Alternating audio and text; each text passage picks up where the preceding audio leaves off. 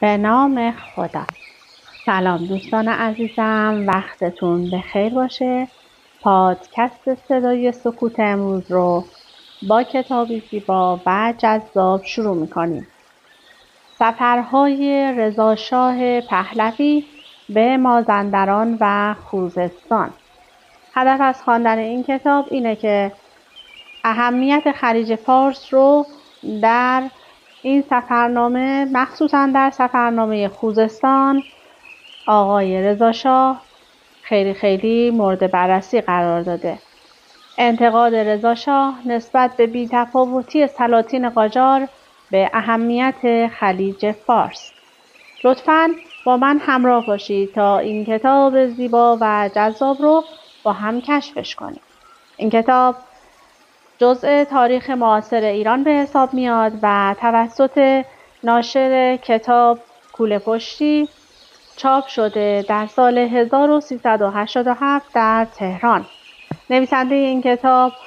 و گردآورندش آقای دکتر هارون وهومن یا وهومن هستند.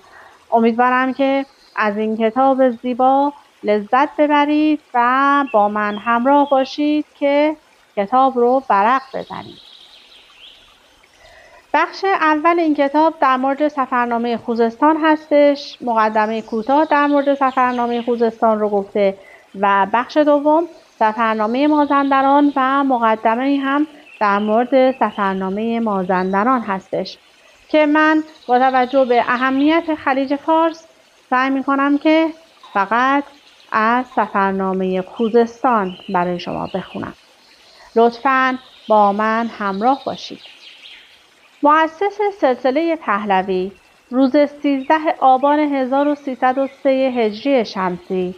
مطابق با 5 نوامبر 1924 میلادی همراه یک هیئت کوچک نظامی که در طول راه چند تن بر آن افزوده گشت راهی سفر خوزستان گردید. هدف این سفر تاکتیکی نظامی یا به قول خودش سوقی قشون اعزام سپاه سرکوبی شورش شیخ خزعل خان حاکم استقلال طلب جنوب غربی کشور که به پشتیبانی دولت انگلستان علیه حکومت مرکزی به پا خواسته بود می باشد. این لشکرکشی موفقیت‌آمیز با تسلیم فرمانده و رئیس خائنان به امام وطن و شورشیان بیگانه پرست یعنی سردار اقدس، شیخ خزعل و استقرار حکومت نظامی موقت در اهواز مرکز استان به پایان رسید و سردار سپه به جمهوری فدرال عراق که در آن روز در اشغال ترکان زیادخوار عثمانی بود سفر کرد و آرامگاه‌های رهبران مذهب شیعه اثناعشری 12 امامی را زیارت نمود و روز پنجشنبه 11 دی 1303 مطابق با اول ژانویه 1925 میلادی به پایتخت قاجار بازگشت. سفر تنها 58 روز به درازا انجامید. مروری بر ده‌ها سند سیاسی به دست آمده از وزارت خارجه انگلستان که نشان از فتنه‌ها و دسیسه‌ها و توطئه‌های عجیب و غریب افرادی چون سرپرستی لورن وزیر مختار در تهران و چمبرلین وزارت خارجه و کنسول‌های این کشور در بوشهر و بغداد دارد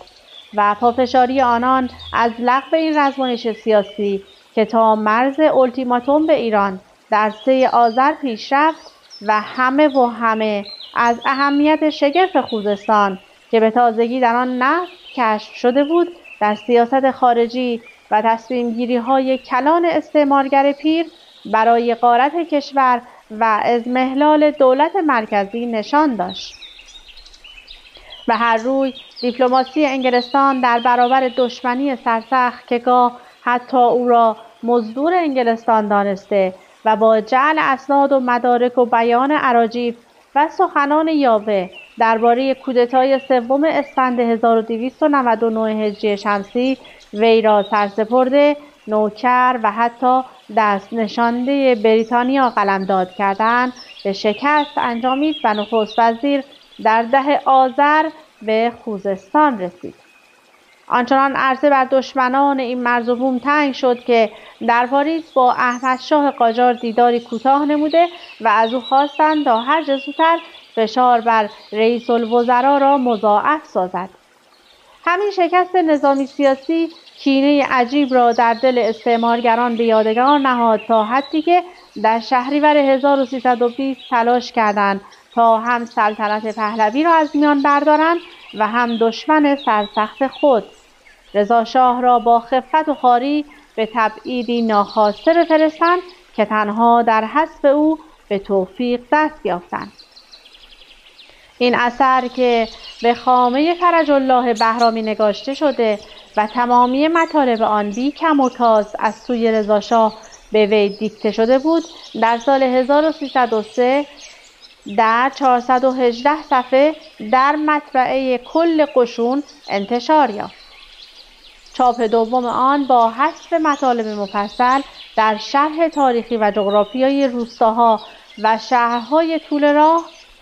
از سوی مرکز پژوهش و نشر فرهنگ سیاسی دوران پهلوی همراه با ده‌ها عکس و سند به زیور طبع آراسته شد. اما سفرنامه خوزستان رو با بخش اول شروع می‌کنیم. ایران از لحاظ تاریخی ممکن است که حوادث آن با سایر ممالک عالم تقریباً قابل مشابهت نباشد. انقلابات بزرگ و حوادث عظیم که در این سرزمین به وقوع پیوسته نظیرش را در کمتر از ممالک میتوان استقضا کرد.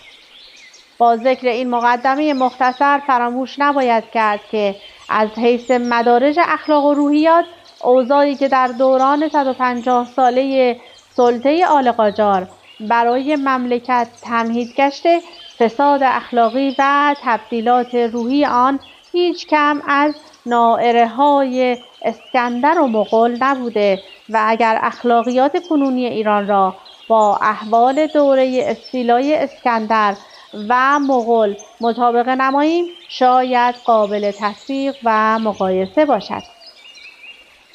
چنانکه تمام ایرانیان عقیده دارند، فقط باید متذکر شد که مزاج ایرانی 150 سال است که با تمام معنی و مفهوم مسموم گشته و باید فکر کرد که چه تزریقات سریع الاثری باید پیدا کرد که این مریض مسموم 150 سال را بهبودی بدهد. یکی از آن سموم مهلک رخصتی است که لاابالیانه از دربار قاجار در مداخله تقسیم اجانب به امور داخلی این مملکت داده شده و تقریباً ظهور این خانواده مصادف می شود با مداخلات اجانب در کار این مملکت که شرح این قضیه مبسوط و تفسیر آن به عهده مورخین آتیه موکول خواهد بود. من فقط به ذکر این جمله مبادرت می کنم که در تمام ایام زمامداری خود به هر موضوعی که خواسته‌ام وارد شوم و به اصلاحی دست بزنم، فوراً مداخله اجنبیان و اعتراضات آنان موجب تعویق امر و وقفه کار شده است. به این لحاظ فقط من می‌دانم که از موفقیت‌های خود در ضمن اصلاحات قشونی و سرکوبی متمردین و خاتمه دادن به ملوک طوایفی و راه انداختن چرخ‌های مقدماتی این مملکت چه خون دلی خورده و چه مصائب و متاعب فوق انتظاری را تحمل کردم. سالیان دراز قوای مرکزی دولت قادر بر عبور از خط لرستان و ورود در آن سامان نبود. جنگ هایی که بین نظامیان من و رؤسای عشایر متمرد لر در آن صفحه به وقوع پیوست تاریخی جداگانه دارد که حقیقتاً قابل تدوین است. من سرکوبی اشرار لرستان و تخت قاپو کردن آنها را از آن جهت وجهه همت خویش قرار دادم که بتوانم خط فاصل بین خوزستان و عراق را مفتوح نمایم و خوزستان را که در تمام ادوار سلطنت قاجار لانه ناامنی و قتل و غارت و یاغیگری و عدم اطاعت بوده است امن و آرام سازم و به خودسری‌های یک خائن وطن فروش که خود را مستقل این خطه خوانده است خاتمه دهم. به مجرد اینکه حقیقت این نیت بر دشمنان سعادت ایران روشن شد، فوراً افق سیاست خارجی رنگ‌های تیره‌تری به خود گرفت. همه منافقان گرد هم آمدند و شالوده اجتماع مشؤوم و منحوسی را به نام کمیته قیام سعادت در خوزستان طرح کردند. اعضای کمیته مزبور که در رأس آنها شیخ خزعل واقع است، قسمنامه‌ای تهیه و با مأمور مخصوص پیش شاه به پاریس فرستادند و او نیز بدون آنکه متفرس به دنباله اعمال آنها شود، حکم انعقاد کمیته مزبور را تجویز کرد. قبل از عزیمت شاه به فرنگ، با وجود اصراری که من در توقف او داشتم و ضمانت بقای سلطنت او را می کردم، او به عیادی خارجی توسل می جست و بالاخره برای اعمال نظر شخصی و آزاد بودن در توسلات خارجی عزیمت پاریس کرد. هنگام عزیمت به کرمانشاه در حوالی خرابه‌های سیاه دهن یا دهن قزوین، بعضی از ملتزمین رکاب او را از مسافرت‌های متواتر به فرنگ تقبیح کرده بودند. اما شاه به رئیس کابینه من و چند نفر دیگر صریحاً گفته بود که او برای تماشای خرابه‌های سیاه دهن یا دهن و غیره خلق نشده. هر روزی که در ایران باشد یک روزی از تماشای مناظر دلگشا نیست و پاریس خواهد ماند. با این حال من قبول نمی کردم که کسی به سلطنت یک مملکتی تا این درجه مجنونانه نگاه کند و چنان که گفتم تصور من آن بود که چون در نتیجه ملاحظات دقیقه در شهرهای فرنگ تهران را نظیر پاریس نمی بیند و وسایل پاریس کردن تهران هم برای او فراهم نیست، عصبانی شده و مبادرت به ذکر این جملات کرده است. وزیر این فکرها برای من که 4 سال تمام عملاً سلطنت ایران را حراست کردم حقیقتاً امیدبخش بود و به خود تسلی می دادم که در پرتو این احساسات رقیقه شاید بتوانم کشتی شکسته این مملکت را از 4 موجه اقیانوس طوفانی سیاست رهایی بخشم. اما در موقعی که تصمیم شاه را در انعقاد کمیته قیام و برانگیختن 4 نفر خائن و هزاران دزد بر ضد مرکزیت مملکت فهمیدم، به علم الیقین دانستم که تصوراتم درباره این شخص تخیلات بی‌موضوعی بوده و عقاید قلبی و قطعی او همان است که در سیاه دهن قزوین صریحاً به رئیس کابینه و سایر همراهان گفته است. فهمیدم که حقیقتاً نه تنها به سلطنت خود و حیثیت ایران لاابالی و بی‌اعتناست، بلکه عداوت و دشمنی نسبت به این مردم بیچاره را هم در فکر خود خطور داده و از روی عناد و لجاج و خصومت با نوع است که 10,000 نفر دزد غیر مطیع را بر ضد مرکز مملکت برانگیخته است. آیا او نمی‌فهمد که امیر مجاهد لر و خزعل بادیه گرد و والی صحرانشین نمی‌توانند در راه سعادت یک مملکتی کمیته بسازند؟ آیا او نمی‌داند که ورود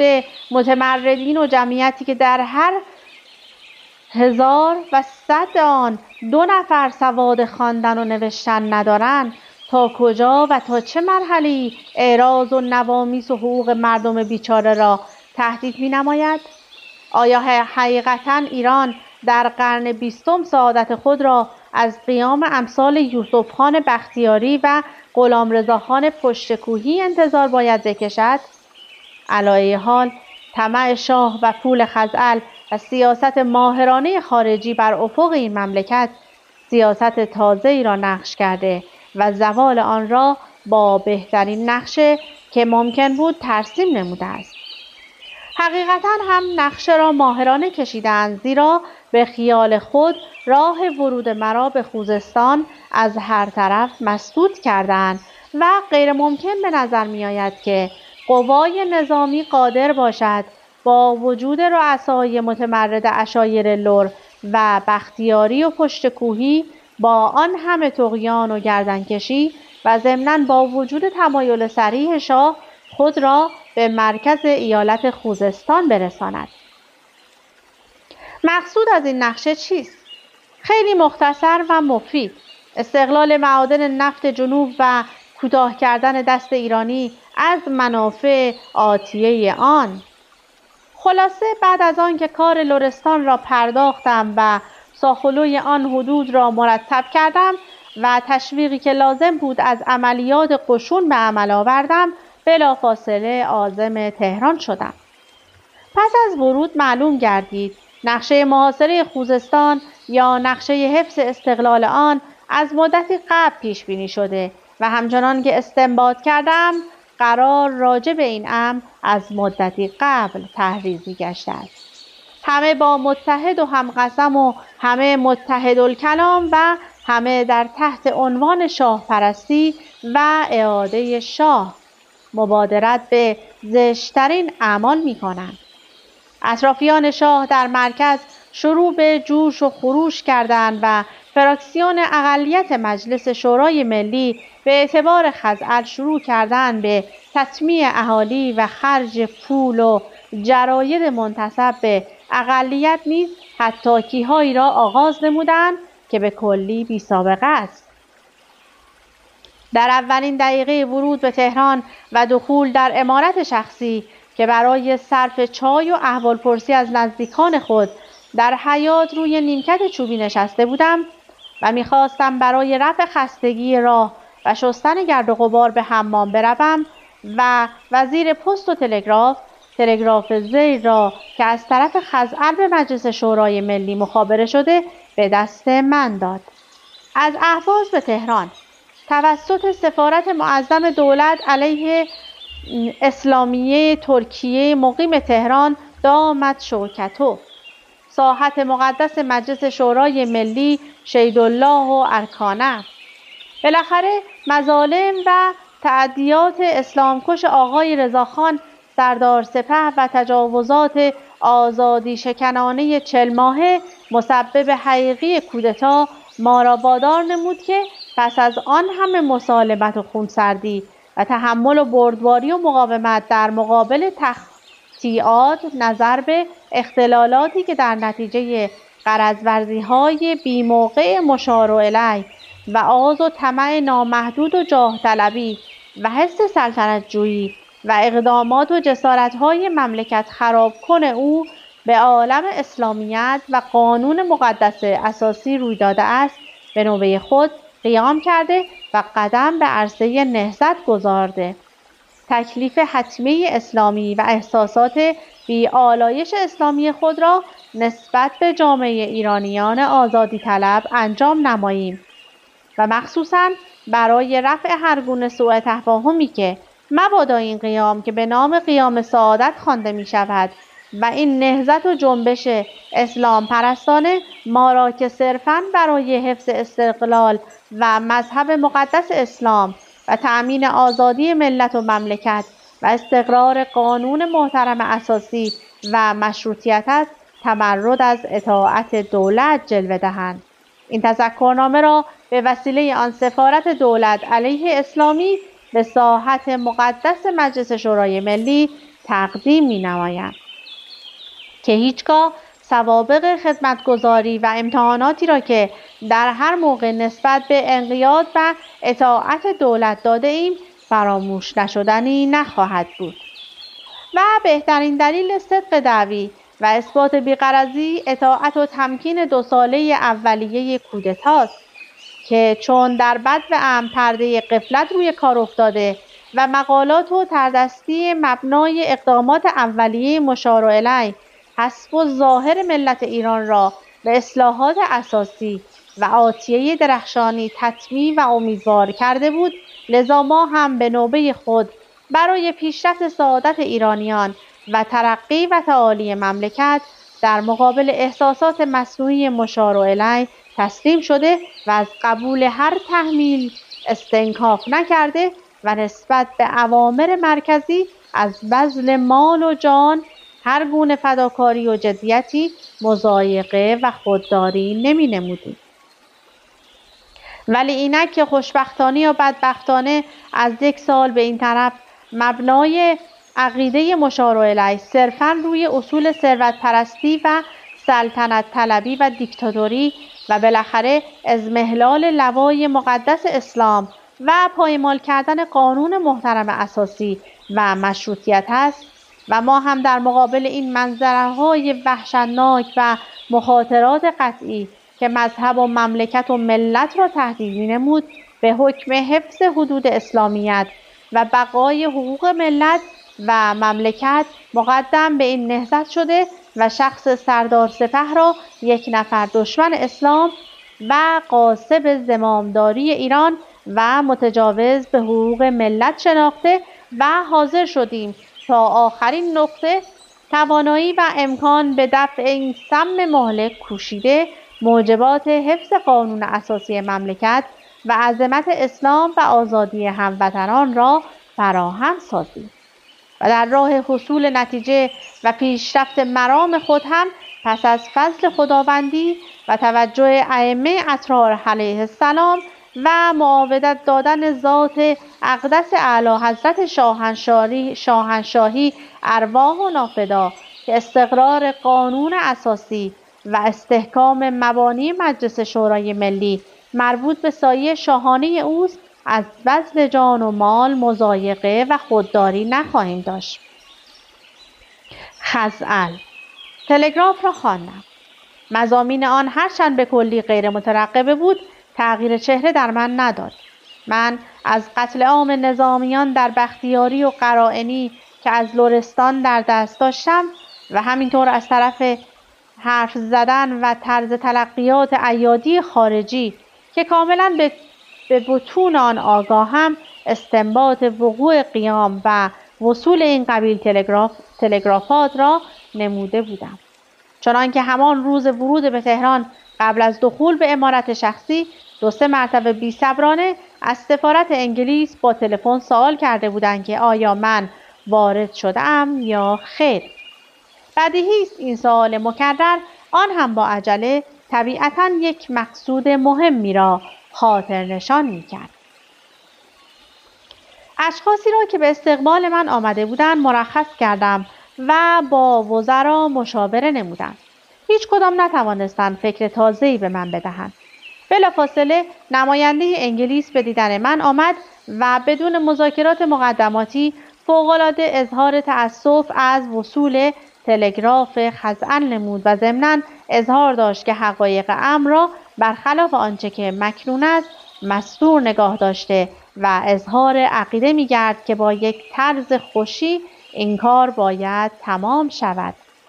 و ترمیم شود که منجر به جنگ و جدال نگردد. می گفت اینها دارای جمعیت خیلی زیادی هستند و مقاومت با آنها مشکل است و چون وحشت داریم که نسبت به لوله‌های نفت نیز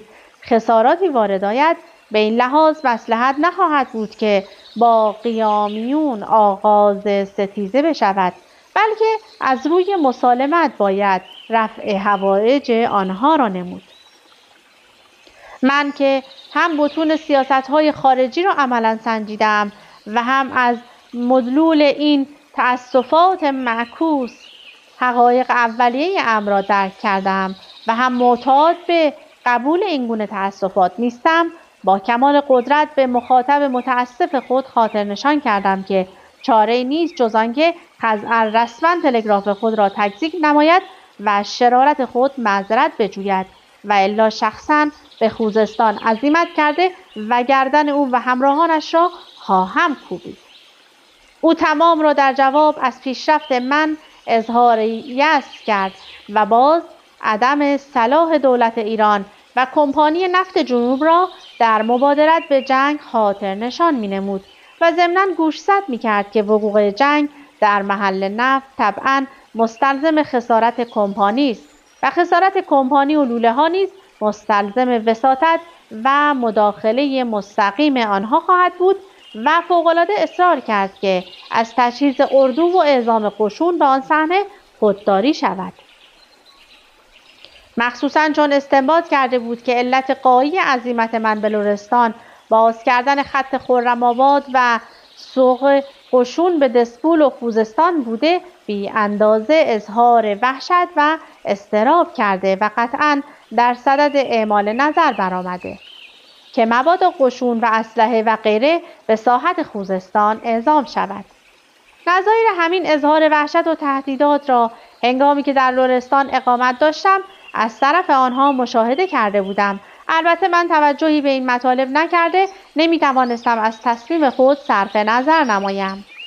برای من غیر مقدور بود که مانند دیگران بنشینم و تماشاچی قضایا باشم و به امثال خزعل اجازه بدهم به این صراحت در مقام خودسری و شرارت برآیند.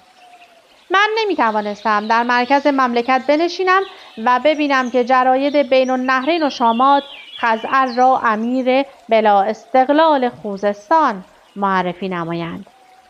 قشون من نمیتوانست اجازه دهد که امیر مصنوعی جدیدالولاده با تقدیم مختصر پولی به شاه و اعطای مبلغی به خائنین مجلس و مرکز و اخذ دستور سری از مقامات خارجی اعلان تحت الحمایگی خارجی را رسما بدهد و یکسره ایران و ایرانیت را از مد نظر دور و فراموش نماید.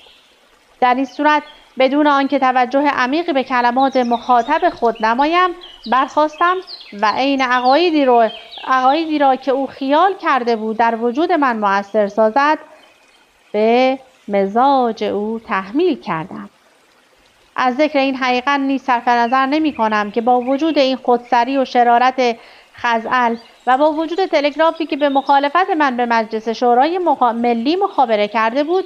و با وجود آنکه در ضمن کلمات و نگارشات عقاید وطن پرستانه مرا مجروح ساخته بود، معاهازا بیمیل نبودم که این موضوع طوری خاتمه پذیرد که منجر به اردوکشی و خونریزی نشود. به دو دلیل: اول آنکه خزانه دولت تهی است و توانایی آن را ندارد که از عهده مخارج اردوی کاملی که من مجبور به تجهیز آن هستم برآید، و چون در بودجه وزارت جنگ هم این وجوه پیش بینی نشده، تدارک آن موروث اشکال عمده خواهد بود. دوم، با وجود آنکه قسمت عمده عمر خود را در جنگ گذراندم، معاهازا در این موقع راضی نبودم که نطع خونریزی در صفحه خوزستان گسترده شود، زیرا بالاخره غالب و مغلوب ایرانی هستند و هر نفری که کشته شود عاقبت از نفوس این مملکت کسب شده است. و قلباً مایل نبودم در ایران دو صف ایرانی تشکیل و جنگ داخلی شروع شود و خارجیان دامنزن آتش این معرکه باشند و تماشا کنند. پس متظاهر به این عقیده گشتم که اگر خزعل مدلول تلگراف و شرارت خود را تکذیب کند و معذرت جوید، از تقصیر او صرف نظر خواهم کرد. این جلسه همینجا خاتمه یافت و قرار شد با اندرز و نصیحت وسایل تقدیم معذرت خزعل را فراهم آورند. بر من چیزی پوشیده نبود و می‌دانستم که تمام این مذاکرات در ضمن یک سیاست معینی مشغول جریان است. می‌دانستم که تمام این صحبت‌ها برای اخوال دولت من است. معاهازا مجبور به قدری تأمل بودم، زیرا اگرچه می‌دانستم این وقت گذرانی ممکن است فرصتی به دشمن بدهد که نواقص خود را در خوزستان ترمیم و تصحیح نماید، با این حال خود من هم ناچار بودم با متانت فکر موجبان حمله به خوزستان را تهیه نمایم و این کار طبعاً مدت می‌گرفت. چون یقین داشتم که مذاکرات فوق برای اخفال من و تجهیزات دشمن انجام شده، من هم وقت را از دست نداده و بلافاصله ولی غیر مستقیم و بی صدا عملی کردن نقشه خود را امر کردم و در صدد تشکیل قوای لازم برآمدم. نقشه من آن بود طوری تجهیزات خود را از اطراف تکمیل کنم و قسمی اردوهای خود را در حدود خوزستان متمرکز سازم که خوزستان به حالت محاصره بیفتد و در یک روز با یک نقشه ثابت کار آنجا ختم شود. اول کمک‌های لازم برای تقویت لشکر جنوب فرستادم و متعاقب آن راجع به تکمیل قوای لشکر غرب نیز تجهیزاتی گسیل داشتم. ضمناً مهمترین مطلبی که توجه مرا جلب می‌کرد موضوع والی پشت کوه بود که تقریباً در سر راه یا پشت سر خزعل با قوای مجهز نشسته و بدون تهدید و سرکوبی او ممکن نمی‌شد که محاصره خوزستان صورت عملی به خود بگیرد. من مقدم بر هر امری مجبور بودم که از پشت سر او را تهدید نمایم و مجال ندهم که قوای خود را به کمک خزعل بفرستد. به این لحاظ با وجود زحمت فوق‌العاده به فکر افتادم که طویل‌ترین راه را اختیار کرده از شمال غربی ایران آذربایجان اردویی تجهیز کرده و به جنوب غربی از کردستان و کرمانشاهان گذشته و از نواحی قصر شیرین بروند به ابتدای خاک پشتکوه و در همانجا مجهز و مجتمع و منتظر امر و دستور من باشند. این قسمت مهمترین اردوکشی و این راه طویل‌ترین راهی است که در تجهیزات قشونیه قرون اخیر ایران نظیر آن را میتوان نشان داد. اعزام 2 اردوی دیگر نیز در خاطر من مسجل بود. یکی عده‌ای که اکثر طرق را عبور کرده، موانع طبیعی و غیره را شکافته از خط خرم‌آباد بروند به دسفول و دیگر سپاهی که علاوه بر قشون فارس در اصفهان مجهز شده و صعب‌ترین راه را از وسط بختیاری پیموده و به استقامت بهبهان و رام هرمز حرکت نمایند و خود من هم با بلمال به صبح به بوشهر حرکت کرده از طرف دریا به میدان کارزار بروم و فرماندهی قشون را در میدان جنگ شخصاً در دست بگیرم. این بود نقشه من برای محاصره خوزستان و حمله به آنجا. خب دیگه زمان به من اجازه نمیده که بیشتر از این کتاب زیبا رو برای شما بخونم. حتما این کتاب رو تهیه کنید و با تاریخ زیبایی که رضا شاه کبیر باعث هماهنگی و اتحاد ایران و ایرانی شد آشنا بشید و حتما لذت خواهید برد. از اینکه با من همراه بودید سپاسگزارم. تا وایس بعدی، خدا نگهدارتون.